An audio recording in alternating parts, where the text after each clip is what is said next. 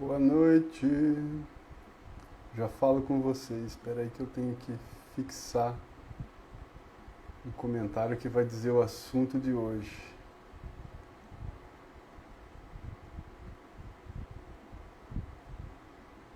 Aí um dia alguém nessas lives me falou, fixa um comentário aí falando qual que é o tema da live. Ajuda a galera que chega e sai para saber o que eu estou fazendo. Eu nunca pensei nisso, tanto é que eu esqueço em 2/3 das vezes. Vamos lá, fixar comentário. O assunto de hoje é a criatividade. Agora sim, boa noite. Ao vivo mais uma vez na hora errada, dessa vez mais cedo. Hoje eu entrei 3 minutos antes. Mais uma live da sequência de empreendedores para empreendedores. E o assunto de hoje é criatividade. Eu trouxe aqui para falar disso a professora Júlia Goya, professora da FIB. Mas antes eu quero deixar alguns recados.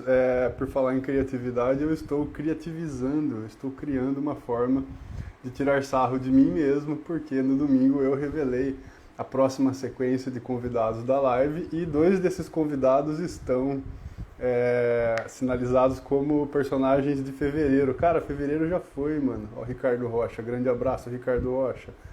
Fevereiro já foi, então o Lucas Sormani, que vai falar dia 15 de março, e a Dani Rua, que vai falar dia 28 de março, ou 26, e agora? Enfim, na última semana de março, eles estão sinalizados como personagens de fevereiro, então eu acho que essa zoeira que eu vou fazer comigo mesmo vai nessa linha aí de máquina do tempo. Então, Lucas Sormani e Dani Rua, 2 empretecos, 2 amigos queridos, vão experienciar a máquina do tempo.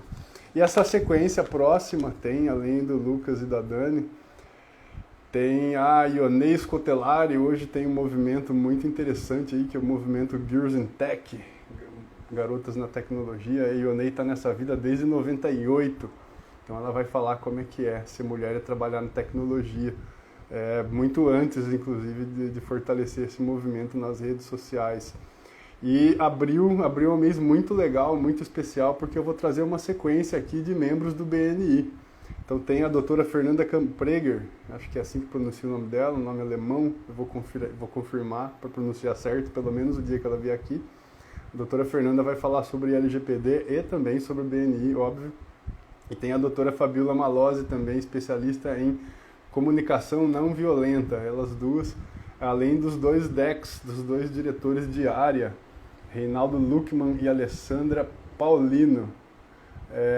Esses 2 vão falar também sobre as ações na BNI-SP Central.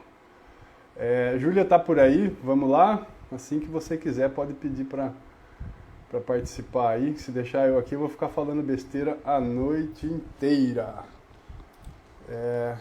Se por acaso eu olhar aqui para o computador, vocês não reparem, eu vou estar acessando informações.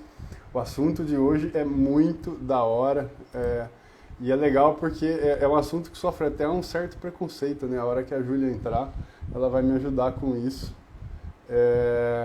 Só um minutinho, Júlia. Cadê?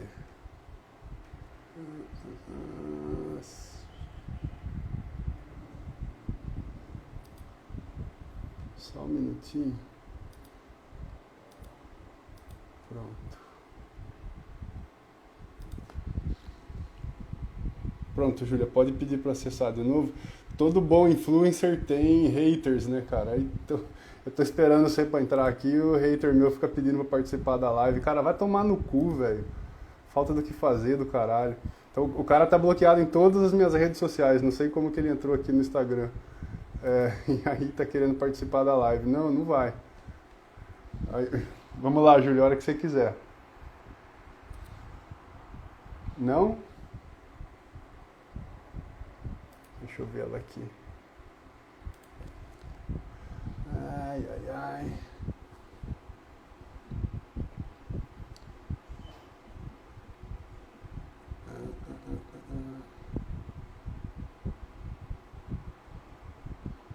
Não tá aqui não. Deixa eu chamar aqui no WhatsApp.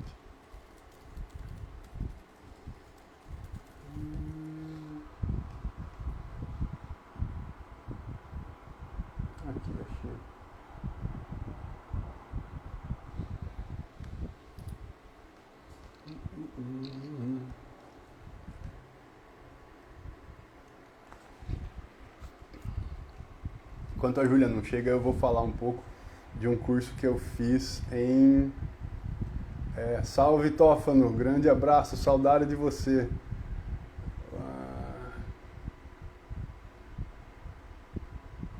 Entrar ao vivo. Apareceu um negócio diferente aqui.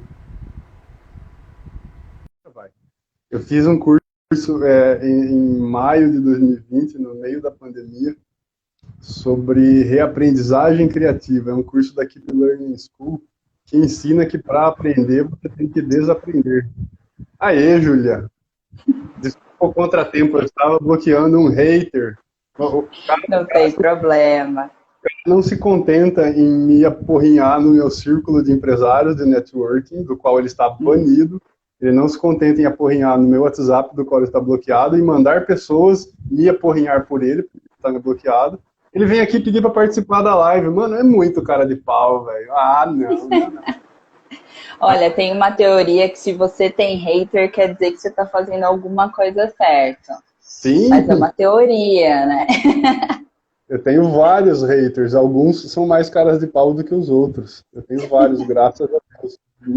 Foi muito bem construída essa minha trajetória em networking.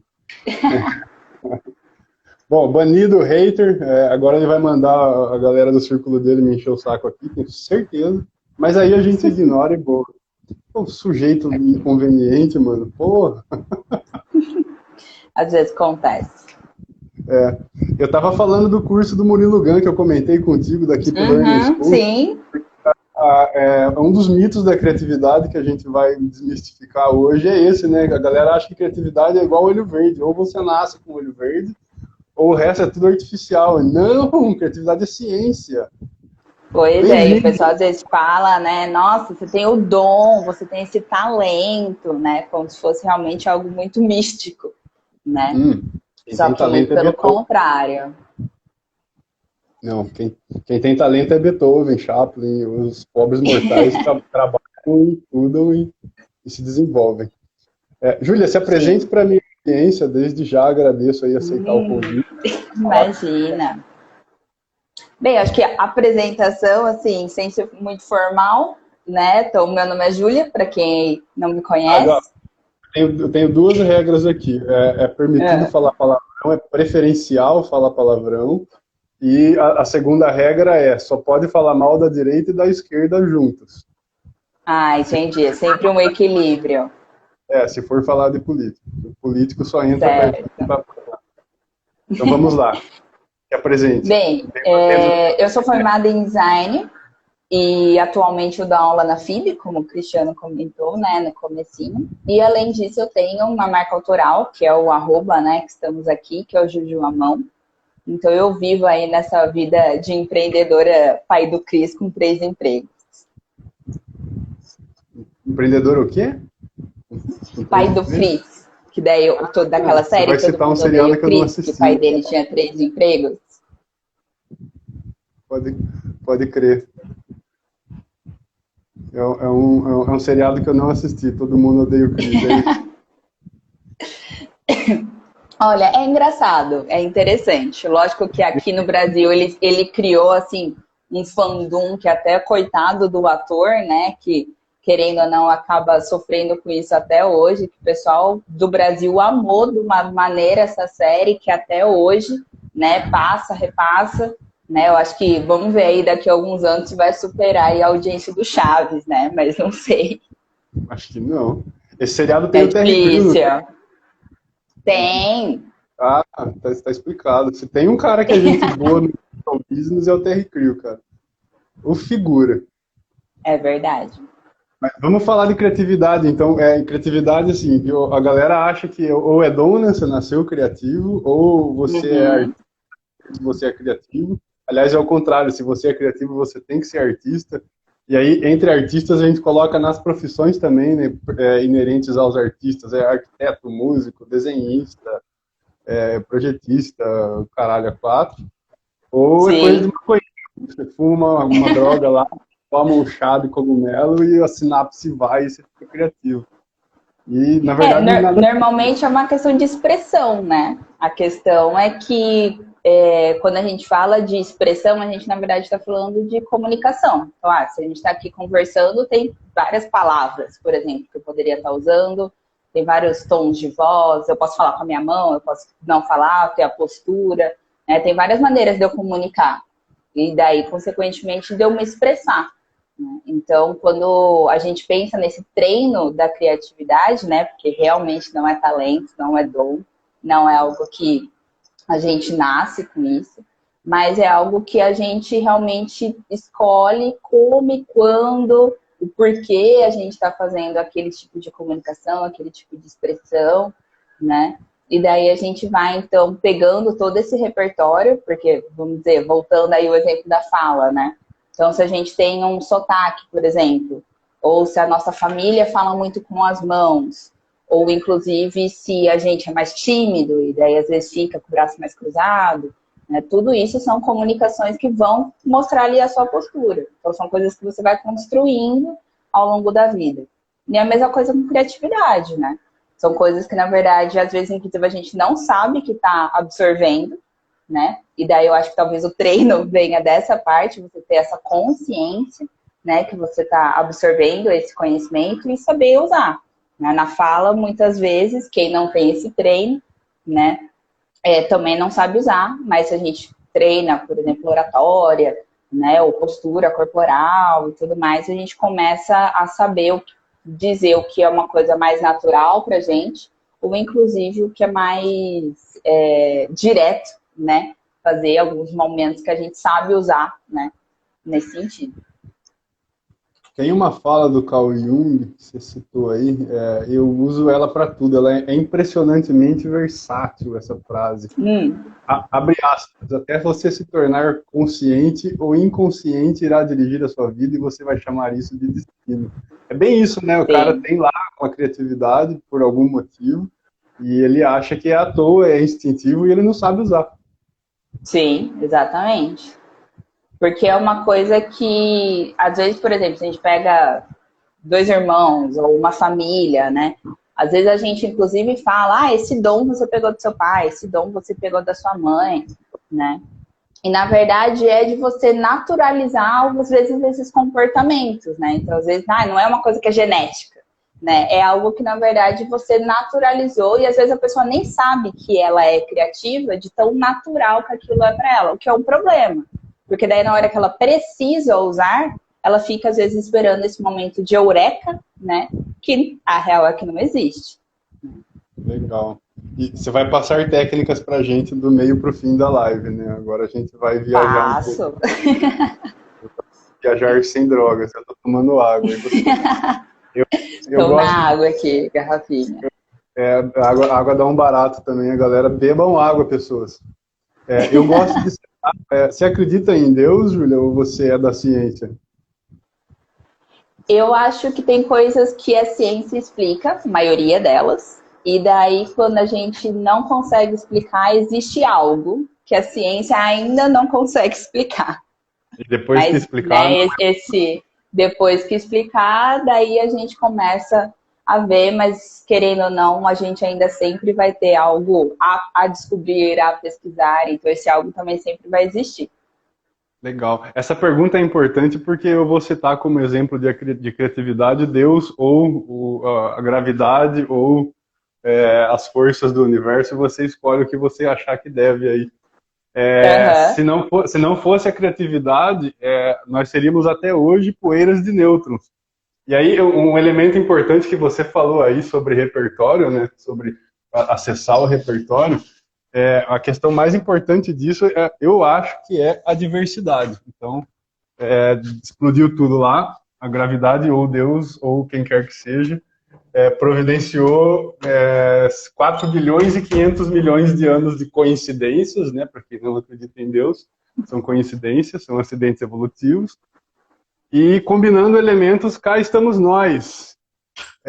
Então, assim, meio que é isso, a criatividade é ter repertório de muita coisa diferente e saber combiná-las para criar uma outra coisa diferente. Exatamente, exatamente. Até assim, voltando, acho que o exemplo mais fácil, né, que acho que acaba sendo um pouquinho de rotina de todo mundo, acho que todo mundo já viu que às vezes a gente acaba copiando algumas tendências, por exemplo, de roupa, de moda lá fora, né, que daí dá alguns meses, parece que essa tendência, né, essa moda chega aqui, né, e na verdade é que você às vezes só se alimenta, não, eu vou fazer uma roupa, então eu só vou me alimentar de vestimentos, eu só vou montar uma pasta no Pinterest, eu vou pegar revistas de moda que só falam sobre moda, eu vou ver outros estilistas, né? E a realidade, então, que é muito mais fácil, né, entre aspas, você acabar gerando mais do mesmo. Exatamente porque você está consumindo mais do mesmo. Então, como que você vai fazer uma coisa diferente, sendo que você está pegando as mesmas coisas, né? Então, inclusive matematicamente impossível, né? Se a gente parar para pensar, é feito você continuar somando as mesmas coisas e esperar que isso tenha um resultado diferente. Isso. Eu fiz uma postagem nessa linha esses dias que eram 2 copos de água, né? Água mais água igual a água. E aí na linha de baixo era água mais pó de café igual cafezinho na xícara lá. Então, Sim. se você só bebe água, você só vai ter água. Exatamente. Mas dentro dessa linha... Desculpa, pode falar. Não, pode continuar. Não, eu só ia falar, dentro dessa linha de pensamento, desses testes até culinários, né? Às vezes tem umas comidas que a gente fala, nossa, se você não ferver, por exemplo, a água, né? Mas tem alimento, por exemplo, você tem que ferver a casca, ela é venenosa, mas o fruto não é. Ou pequi, né? Que eu acho que talvez alguns conheçam aí, né? Que você tem o jeito certo de você descascar, o jeito certo de você comer, senão você se machuca, literalmente, né? Quantas vezes aquele alimento, por exemplo, foi consumido, alguém passou mal, né? Até a pessoa, né, conseguir, não, beleza, é assim que eu tenho que fazer para dar certo. E por que você escolheu esse tema? Só esclarecendo para a audiência aqui, quando eu lancei a série de lives, eu coloquei um stories lá, tanto no WhatsApp quanto no Instagram, e falei, você quer fazer lives? Me chame. Aí a Júlia chamou. E aí, sempre que a pessoa aceita fazer a live comigo, eu dou o tema. Falo, escolhe o tema aí. Eu deixo o tema livre. E você escolheu criatividade. Por que você escolheu esse tema? Eu acho que é uma coisa que eu acabo sendo questionada muito nas 3 esferas aí profissionais que eu acabei escolhendo atuar. Então, é algo que eu escuto bastante, né? Para você é fácil, é dom, é talento, ou você fez uma faculdade que necessita que você seja assim. Sendo que eu, por exemplo, conheço designers, conheço professores que não são tão criativos, né? Que não é uma coisa tão aflorada, tão óbvia, né? Eu mesma não me considero uma pessoa criativa. Acho que é uma coisa realmente uma técnica que eu fui treinando aí ao longo do tempo. Mas é algo que as pessoas voltam e meia me questionam. E a realidade é que não tem, assim, por mais que no final a ideia dá aí algumas dicas, é baseado nisso que a gente estava falando, baseado em teste, é baseado realmente ver o que funciona para você, porque às vezes o que vai funcionar para mim, o que funcionou para mim ao longo desses anos, às vezes daqui a 1 ano, daqui a 2 anos, daqui a 10 anos, não vai funcionar. E a ideia é que não funcione, inclusive, né? Exatamente nesse sentido que uma hora você vai não se enjoar, mas eu não vou conseguir pensar num termo específico aqui. Mas você vai querer ter um olhar diferente sobre aquilo, né? Você vai querer complementar, tipo, beleza, isso eu já sei como é que funciona. Como que então eu vou além disso?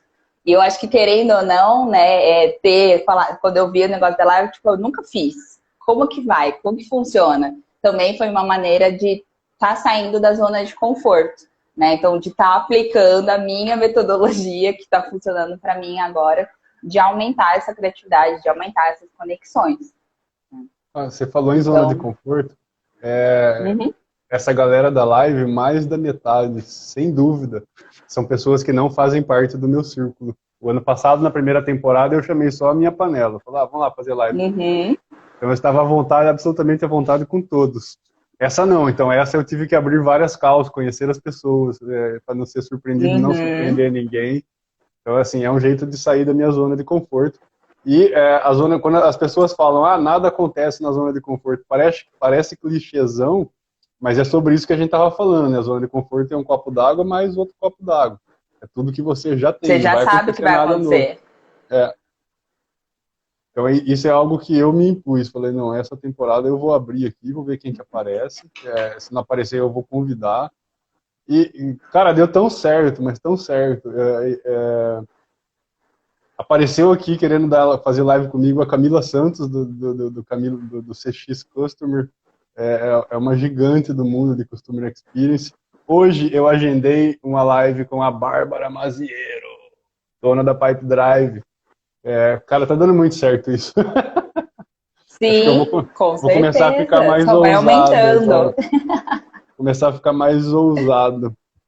E criatividade, quando você fala, vamos ensinar as pessoas a serem criativos, você começa por onde, Júlia? Olha, eu acho que a primeira coisa é você saber inicialmente como que você já pensa, ou como que você já produz, como que você já faz as coisas. Porque se você não ter esse Jung processo, lá, né? Exatamente, se você não ter esse processo de autoconhecimento, você não saber realmente o que você está fazendo e por que você está fazendo, você nunca vai conseguir quebrar isso, você nunca vai conseguir, às vezes, sair dessa rotina. Então, é bem a frase, realmente, do Jung que você comentou, né? Então, eu acho que isso já é um passo gigantesco, né? E querendo ou não, é uma coisa difícil, né? Porque, às vezes, a gente está tão no automático, né? Que, tipo, tá, mas eu tô fazendo isso porque eu quero, porque eu gosto, porque alguém me falou que tem que ser assim. E daí você começa a se questionar, né? No momento, já o questionamento, vamos dizer assim, é o segundo passo, que ele é mais fácil que o primeiro, na verdade, na minha opinião, né? Você realmente começar a se questionar, tá, eu precisava estar fazendo assim? Eu precisava realmente fazer nesse horário? Ou usar esse material, né? E daí isso vai ser aplicado a diversas áreas, dependendo de onde que você gostaria de testar essa análise primeiramente, né? Daí, uma vez que você tem aquelas perguntinhas e tem as respostas delas, né? Daí você vai inserindo, e daí o meu conselho é aos poucos, né? Às vezes outras coisas, por exemplo, desenho, vai. Eu normalmente desenho com um tipo de material, ou com um tipo de caneta, um tipo de papel. E se eu começar a desenhar com outro tipo de textura, né? Com outro tipo de papel, por exemplo? Então, se a gente pega rotinas, né? Então, beleza, eu acordo cedo porque eu tenho que ir no trabalho. Então, é uma coisa que tecnicamente você não consegue variar. Mas, às vezes, por exemplo, o quão cedo eu tenho que chegar nesse trabalho? Como que eu consigo fazer essa rota de uma maneira diferente? Se eu acordar mais cedo ainda, será que isso vai afetar o meu cansaço? Ou não, se eu dormir mais cedo, isso vai afetar o meu dia seguinte? É você começar a fazer esses pequenos testes, né? E daí começar a observar como que isso muda ou não. Daí a gente pode colocar aqui a sua produtividade, o seu ânimo, para daí você ter esse tempo de respiro na sua cabeça para começar a ter novas ideias. Então você vai basicamente testar coisas, colher informações e daí volta naquele primeiro passo. Analisar o que deu certo, o que deu errado, para daí conseguir, beleza, eu pensei isso me ajudou a pensar melhor, por exemplo, me ajudou a produzir mais ideias, né? E realmente ter esse processo de experimentar, sem muita expectativa de, eu quero que isso dê certo, eu vou acordar mais cedo, porque isso com certeza vai me fazer mais produtivo, e essa produtividade com certeza vai me fazer ter um frescor melhor entre os pensamentos. A gente já está colocando uma expectativa aí. E eu acho que isso é muito erro de quando alguém começa a pensar sobre criatividade, né? É a gente colocar essa expectativa, né? Você realmente esperar que aquilo dê certo de primeira. E daí isso, querendo ou não, te barra muito de tentar, né? Então, assim, tem realmente esse primeiro passo, que é difícil do autoconhecimento, porque a gente tem um processo de julgamento, né, muito pesado. Então, a gente, primeiro, não sai dessa zona de conforto, né? E daí o medo, daí, na minha opinião, ele é muito baseado nesse julgamento de ser diferente, de testar algo diferente, e testar e dar errado. A gente não se permite ao erro. A gente raramente se permite ao erro. E daí a gente não experimenta, né? Então, mesmo quando a gente entra nesse processo de tentar ser mais criativo, é bem isso. É você tentar. E não realmente, eu vou fazer A, B, C, D e eu vou colher esse fruto. Primeiro você tem que entender o que originalmente você faz aqui para cá. E daí você vai experimentando, você vai tentando. E você vai ter ali algumas ferramentas que vão funcionar mais ou menos para vocês. Mas o ponto é você entender que todas as ferramentas, elas funcionam, na verdade. Então, se você chegar do ponto A ao ponto B, tem N caminhos. A gente sabe que, beleza, a linha reta é a mais rápida. Mas eu posso fazer vários tipos de caminho ali. Então, qual é o caminho que hoje, conhecendo como eu estou sentindo, conhecendo o meu tempo, conhecendo os meus materiais, conhecendo o ambiente de trabalho que eu estou, ou o ambiente familiar que eu estou, tá? Ou o meu momento emocional, qual dessas possibilidades de caminhos eu quero percorrer hoje? E não só considerar, não, beleza, é esse o caminho e esse é o correto. A realidade é que se você chegar no ponto A no ponto B, beleza, você chegou, né? Mas qual caminho você vai cruzar? Eu acho que o acerto ele é superestimado, né? Porque vai muito pensando mais amplamente nesse conceito de zona de conforto. O acerto nada mais é do que você fazer algo que você já fez repetidas vezes, você sabe que funciona. Então assim, você não cria nada novo buscando o acerto. E o erro, eu vejo muita gente que erra e tenta transferir o erro para alguém. Falar, não, foi ele que errou, eu fiz certo. Mano, assume essa porra, velho, aprende com isso. Qual que é a dificuldade, caralho? Eu não me conformo. Sim.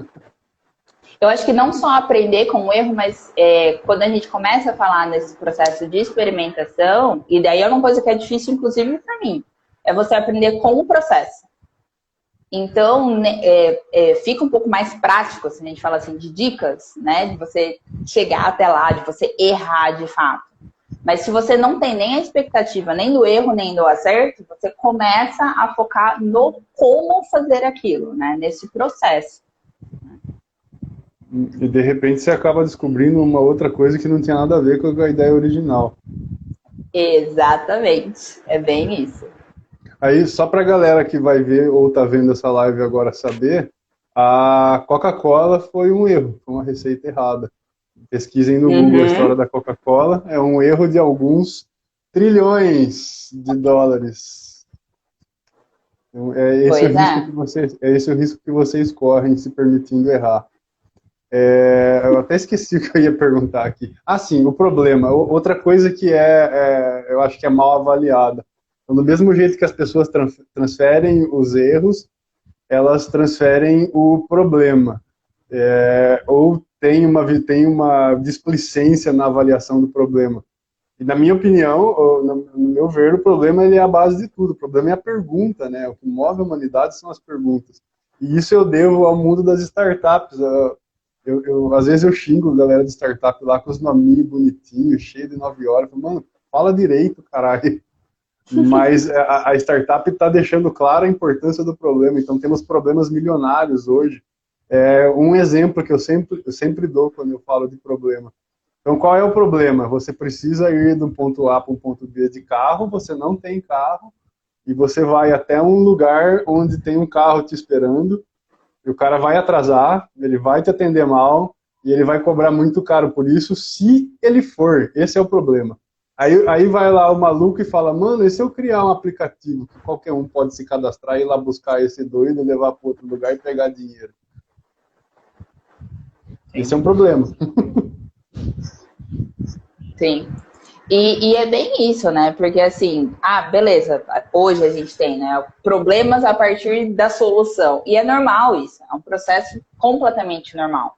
Sabe? Eu acho que se a gente parar para pensar, assim, não existe produto ideal, né? Não existe solução ideal. E isso é ótimo, quer dizer realmente que a sociedade está se movendo, que a sociedade está aprendendo dentro disso, né? Então isso é super positivo, né? Que venham mais problemas para a gente solucionar, só que assim, que venham novos problemas, né? A gente tem aí problemas, querendo ou não, que não são solucionados há décadas, né? Volta e meia, eu comento com amigos nossos, tipo, mas você lembra, por exemplo, que quando a gente estava na quinta série, a gente estudava que isso ia ser um problema, ou que já era um problema, e ainda é um problema, né? Então, eu acho que quando a gente acha uma solução para alguma coisa e daí você encontra problemas a partir daquela solução, é o estágio natural das coisas, né? A gente realmente continuar nessa mobilidade, continuar realmente tendo essa variação, né, que o universo já está acostumado realmente a trabalhar. E manter o problema, daí, né? Exatamente, mas aí a gente tem o problema, daí tem a solução, daí a gente tem problema, tem solução, não fica só o problema lá empoeirando, porque é muito difícil, porque é muito complicado, daí a gente volta na questão do medo, do julgamento, do receio, por exemplo, daí entra, né, questões mais delicadas, mas daí, não vou mexer nisso porque não vale a pena, porque é muito burocrático, ou porque vai ser muito difícil. A gente tem esse certo preconceito que barra muito as nossas atitudes. Então, fica aí, né, uma outra dica, querendo ou não, relacionada à criatividade, é isso, é a gente ter noção, obviamente, do que a gente pode fazer, né, mas ao mesmo tempo não ter medo de solucionar, às vezes, um problema grande ou um problema que, às vezes, a gente vai precisar de ajuda, porém, a gente tem que ir lá, tem que testar, tem que fazer, né, porque senão a gente nunca faz, e muitas outras pessoas também pensam dessa maneira, né? E, enfim, daí realmente a gente tem problemas aí que são problemas há 40 anos, há 30 anos, e que vão continuar sendo exatamente porque é muito complexo, né? Sendo que o complexo a gente divide, aí é um quebra-cabecinha ali, né? Se cada um fazer a sua parte, quem sabe a gente monta uma imagem melhor. Eu acho que em 80% das lives eu derrubo o celular. Já falamos então de um erro trilionário, quatrilionário, que foi a Coca-Cola. Falamos de um problema bilionário, logo trilionário, que é o Uber. E agora eu quero falar um pouco mais sobre o problema, Júlia, para a gente continuar desmistificando a criatividade, que é um outro erro que meio que poda a criatividade, que é a galera resolver o problema errado. E eu vou dar um exemplo para você. A gasolina, cara, que troço caro, velho. Você tem carro? Gasolina é um troço caro. Eu tenho carro, tá difícil ter um carro hoje em dia. E aí o povo fala, não, o problema da gasolina é o preço do petróleo. E aí vai lá, e aí pega dinheiro público e faz medida populista para comprar petróleo. E aí o outro vai lá e fecha acordo com o ditador da Arábia Saudita por causa do petróleo. Aí o outro vai lá e boicota o ditador da Rússia por causa do petróleo. Mano, o problema não é o preço do petróleo, o problema é usar petróleo com tanta dependência. Faz outra coisa. Então, aí, olha o problema maior atrás, né? Esse problema grandão, que é muito complexo, só que na verdade a gente só está numa zona de conforto de usar petróleo, porque todo mundo usa petróleo há muitos anos. Então, não vamos usar até acabar, e daí a gente não vai realmente investir em novas tecnologias, a gente não vai pensar em outros meios de consumir ou de produzir, né? E daí a gente tem esse problema macro, que é consumir petróleo, e daí a gente às vezes olha para os problemas que eles são menores, então, por exemplo, o preço, ou pontualmente de onde ele vem, ou o transporte, que são problemas, lógico que são problemas, mas aquele problema maior a gente não quer mexer, entendeu? Porque, não vou pensar numa fonte renovável, por exemplo, porque eu não vou bater de frente. Então, assim, ó, o medo aí, né? Tipo, não vou. Já tem ali muita força. Nem é maior nem menor esse problema, é o problema errado. Se você resolve o problema errado e coloca um monte de solução criativa em cima dele, você continua com o problema. E cria outros, inclusive, que é inclusive esse que eu falei, né? Um monte de ditadura no Oriente Médio baseada em venda de petróleo, um monte de corrupção, tudo quanto é lugar do mundo baseado em venda de petróleo. Então você não resolve o problema, que é o alto carbono, geração de energia com alto carbono, e cria uma série de outros problemas, porque você não se atentou ao problema certo. Nesse curso que eu estava falando do Murilo Gun, ele dá um exemplo mais lúdico. Ele fala, tem um tesouro enterrado aqui, eu preciso achar o tesouro. Meu problema é cavar ou é achar o tesouro? Mas cavar é uma das possíveis, né, soluções, não precisa ser aquela, né? Exatamente. E eu percebo também vai muito nessa linha de conversa da zona de conforto. Eu percebo uma dificuldade em achar o problema certo. Ou quando acha, considerar que esse problema não é o problema certo, não é isso que tem que mexer. Vai muito, eu comparo isso às pessoas reclamar do termômetro por causa da febre. É uma boa comparação. Eu, pessoalmente, eu acho que isso é resultado de uma falta de diálogo. Porque toda vez que, na verdade, se a gente tivesse, vamos dizer, né, conversando com as pessoas que realmente estão passando por aquele problema, e não só olhando, né? Então, por mais que às vezes a gente tenha uma equipe, né?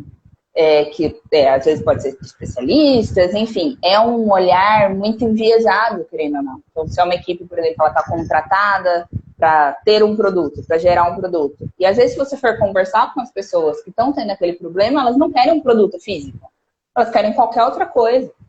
Menos mais um produto, mas se aquela equipe, por mais multidisciplinar e criativa que ela for, ela está sendo contratada para gerar um produto, né? Então, eu acho que às vezes não, quase sempre, o que falta é a gente realmente conversar com as pessoas que estão tendo aquele problema.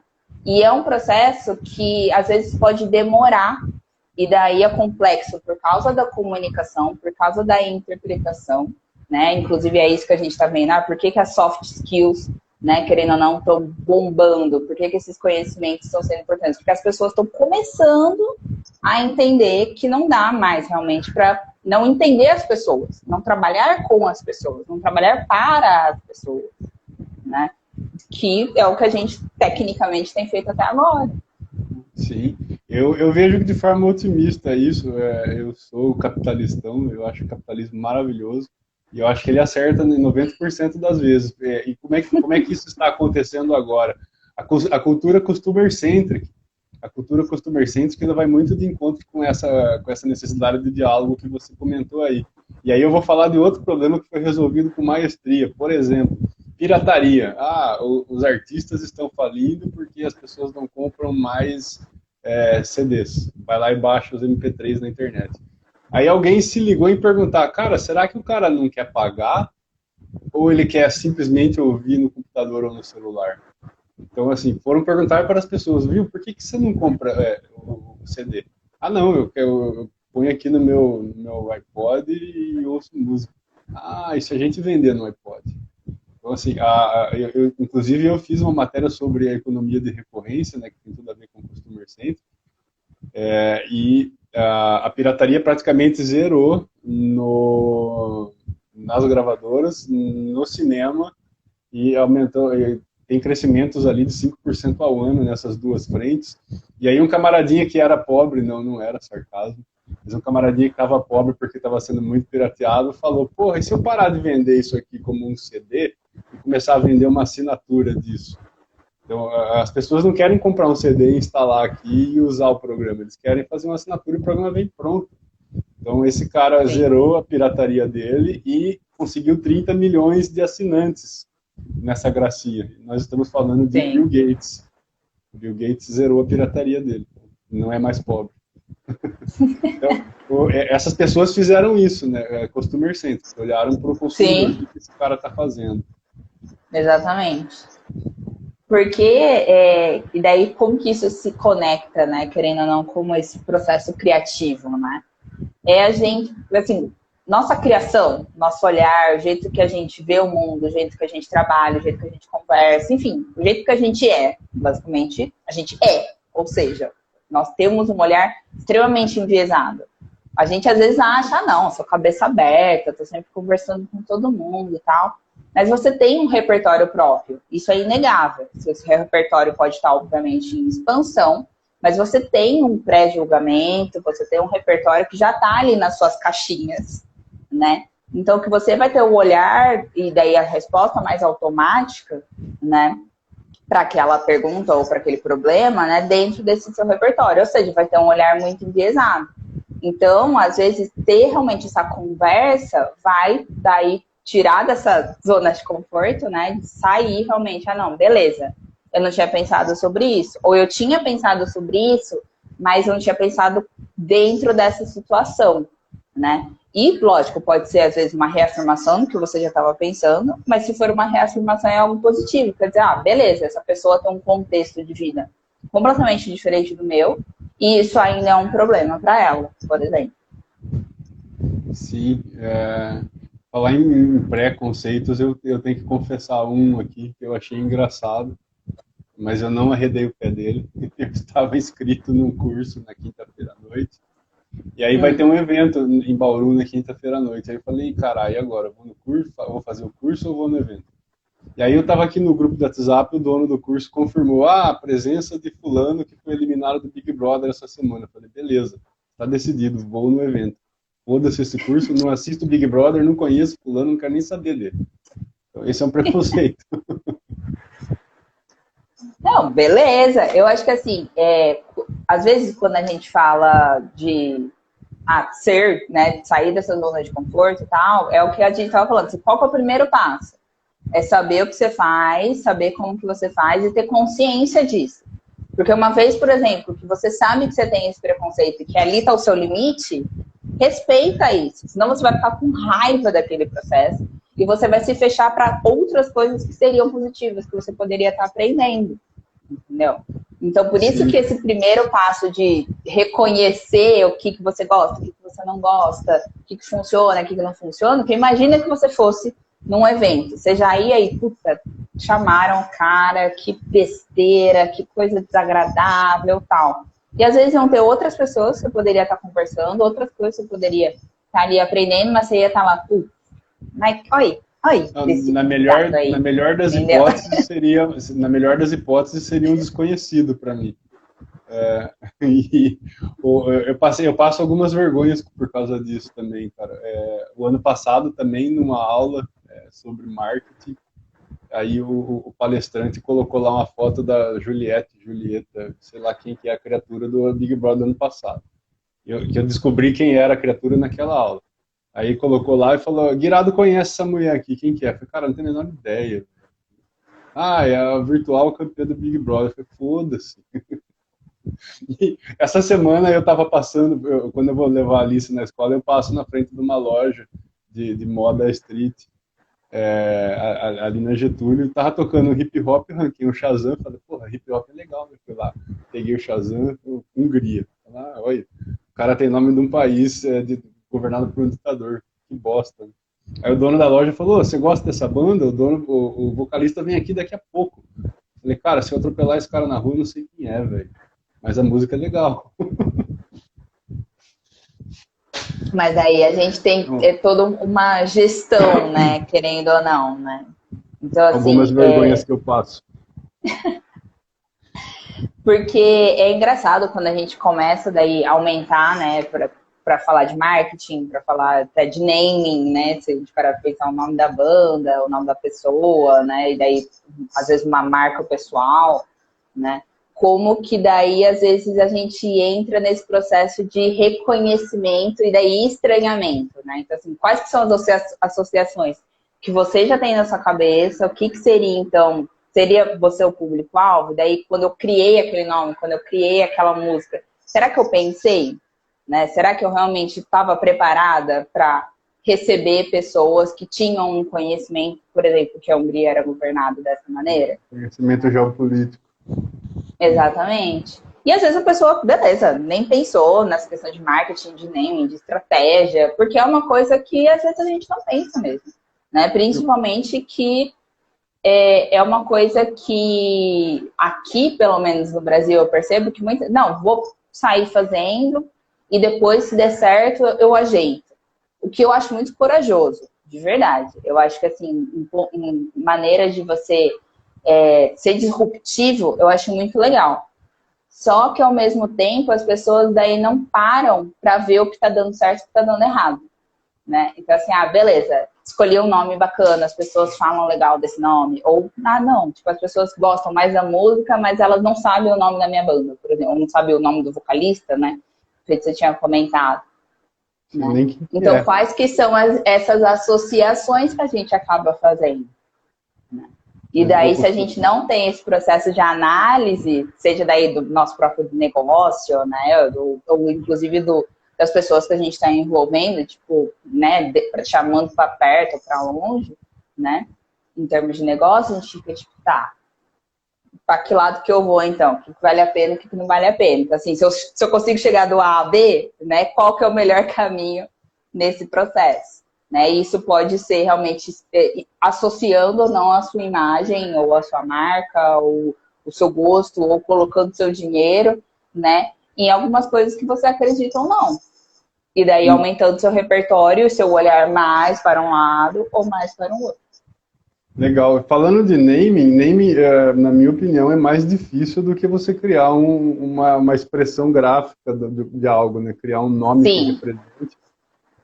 Eu queria que você comentasse o nome de uma marca, de um produto muito vencedor, literalmente vencedor, que é o carro do Hamilton para esse ano. Ele chama W12. E aí eu falei, cara, que porra é essa de W12? Eu sei que é 12 porque é a 12ª edição do carro que eles fabricam, mas aquele W estava me enganando. Aí eu fui pesquisar, W é carro, em alemão. Eu achei isso tão genial, cara, porque é uma equipe tão vencedora que vai chamar o carro deles, que tem que ser algo impactante, de carro. Olha só, cara. Mas é aí que tá. Normalmente, naming, a gente tem alguns caminhos que a gente pode seguir. Eu acho que vendo isso, eu acho que eles podem ter ido para o processo de memorização. Então, quando a gente tem um nome igual a maçãzinha mordida. Exatamente, porque a gente pode ter um nome que ele é simples, que tem, lógico, esse processo de storytelling, que daí é muito bem feito, obviamente. Mas se eu tenho um nome que ele é fácil, que eu consigo lembrar com facilidade, que eu consigo fazer uma associação, se eu olho um carro, eu penso num carro. Né? Então, e daí, beleza. E eu sei, se eu acompanho, né, eu sei que é a 12ª edição.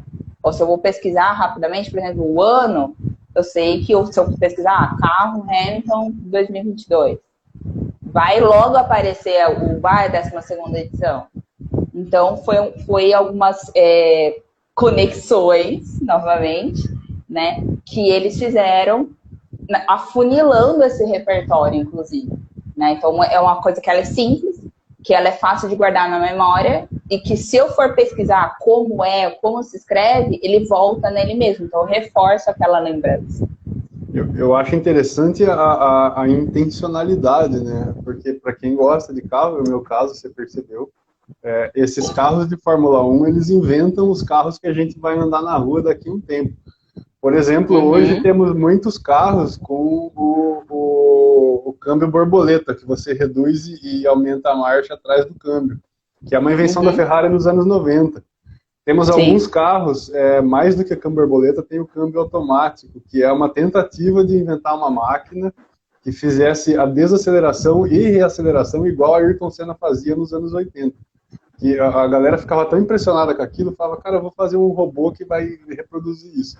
E dá certo. Então, assim, eu que via as corridas naquela época, hoje eu vejo um carro de câmbio automático, quando ele faz uma curva e já imprime uma reaceleração, eu falo, cara, é a McLaren MP4 de 89, velho. Tô vendo esse carro aqui.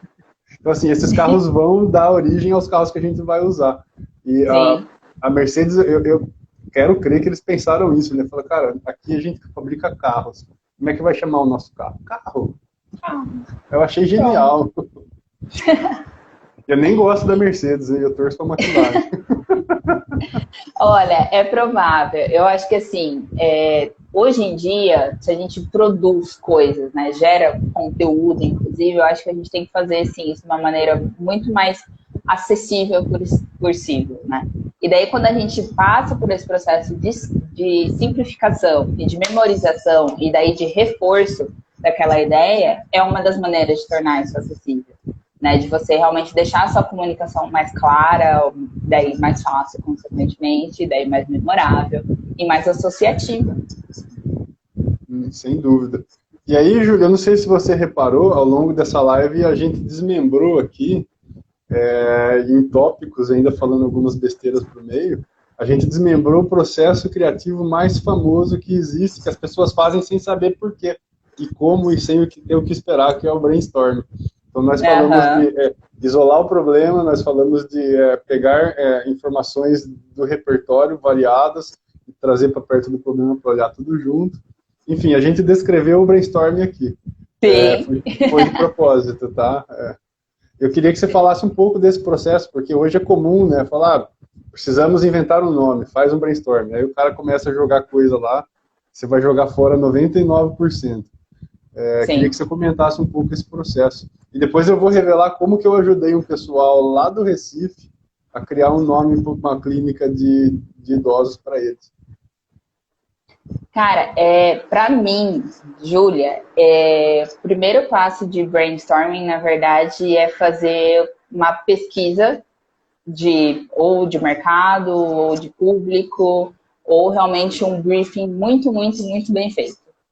Porque eu acho que, assim, se é uma coisa que eu não conheço, com quem eu estou trabalhando, ou com quem eu vou trabalhar para daí público-alvo, ou com quem eu vou concorrer, eu não sei o que eu estou falando. Então, antes de eu ter qualquer ideia que seria minha ou da minha equipe, ou com quem eu esteja trabalhando, eu acho que essa pesquisa, ela é essencial. Porque senão, novamente, a gente vai ter realmente as mesmas ideias, de certa maneira, enviesadas, daí naquele grupo de pessoas, que o brainstorm a gente normalmente não faz só com uma pessoa, né?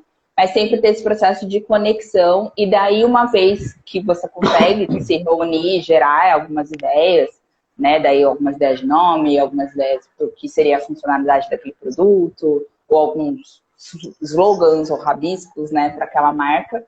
Daí eu levo de volta algumas alternativas e daí eu sei o que vai ser o diferencial entre elas. Eu sei o que elas têm em comum e eu sei o que elas têm de diferente.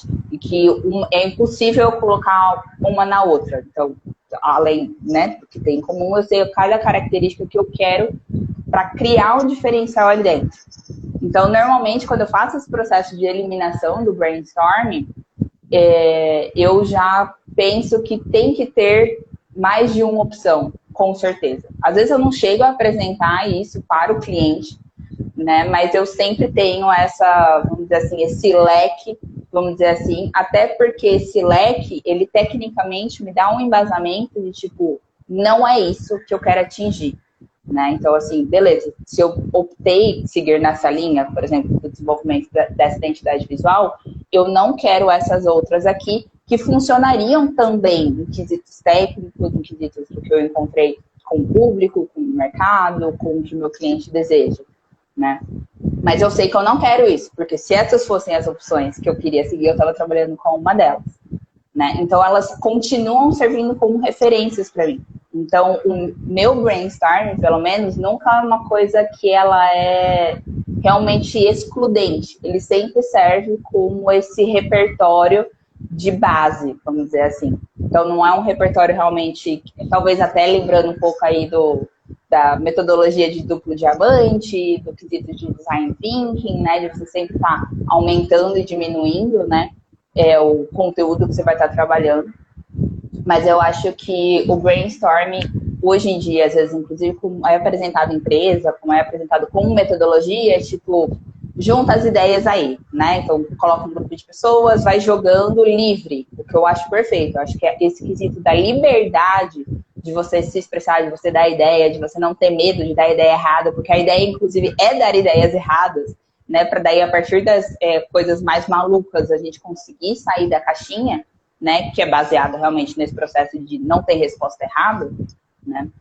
E essa parte eu gosto muito, mas ainda eu acho um pouco desatualizada porque a gente está vivendo hoje, né? Porque até a gente conversou mais cedo sobre essa questão de ser mais centrado no usuário, né? E querendo ou não, a gente está vivendo num mundo globalizado, né? Não tem como mais a gente pensar realmente que aquela equipe de pessoas vai realmente, ou aquela empresa vai saber realmente todo o conhecimento. Então, assim, essa pesquisa, antes mesmo, mas assim, a pesquisa pela pesquisa. Não a pesquisa para você ficar realmente enviesada e a partir dessa pesquisa ter uma ideia, né? Ela realmente só serve para a gente abrir o olhar para daí entrar no processo de brainstorming. Desse processo de brainstorming, normalmente, eu não aconselho ter realmente, não, beleza, 3 opções ou uma opção, que normalmente é o que acontece, né? Eu sempre deixo, assim, essas 5 ali para eu saber, beleza, isso aqui eu consigo fazer, qualquer uma delas, e isso está bem fundamentado, porque eu fiz essa pesquisa antes, né? E daí, então, eu parto para essa uma, deixo essas 4. Não, beleza, isso é o que eu não quero. Eu sei que poderia funcionar, mas isso é o que eu não quero. Para daí, então, ir nessa opção final a ser desenvolvida ainda, né? Porque isso tudo é só no campo da pesquisa e das ideias. Eu fiz certinho, então. Foi assim, exatamente assim que eu resolvi. Eu conversei, eram duas, uma psicóloga e uma fisioterapeuta, se não me engano. E elas estavam enlouquecidas, o prédio pronto, tudo pronto, querendo vender, funcionar. E aí fala, cadê o nome? Como é que chama? Ah, não sei. E aí estavam enlouquecidas e fizeram um brainstorm a esmo, né? Sem pesquisa, sem delimitação, sem nada. E estavam enlouquecendo e não tinham, estavam sem esperanças. Eu falei, calma. Peguei de novo o Capitalismo é Lindo, peguei o vídeo do Simon Sinek, do TED Talks, que ele fala do Golden Circle, falou, assista esse vídeo aí e se pergunte qual é o seu porquê. O porquê sempre é essa pesquisa, ainda que inconsciente, né? Porque é o propósito da pessoa. Então, assim, assista esse vídeo, depois de assistir esse vídeo, escreva 10 palavras, mande o vídeo para sua sócia, peça que ela escreva 10 palavras, recorte todas as palavras, jogue dentro do papelzinho e tire e leia uma por uma, para ninguém saber qual que é de qual. O seu nome vai estar aí. Isso foi 8 horas da manhã, às 3 horas da tarde ela me ligou, falou, já registrei o nome, já tenho um domínio, já estou criando logotipo, obrigado. Então é um brainstorm customer centric, vamos dizer assim. Uhum, sim. Então, Com certeza. essa ferramenta famosa e muitas vezes mal utilizada, ela também está evoluindo, né? Assim Sim. como o universo de poeira de nêutrons nos trouxe até aqui, o brainstorm também muda conforme muda a sociedade. Júlia, estamos na reta final. Eu queria que você aproveitasse esses últimos minutos para vender seu peixe. Fala aí o que você faz, peça para as pessoas te seguirem e vamos lá.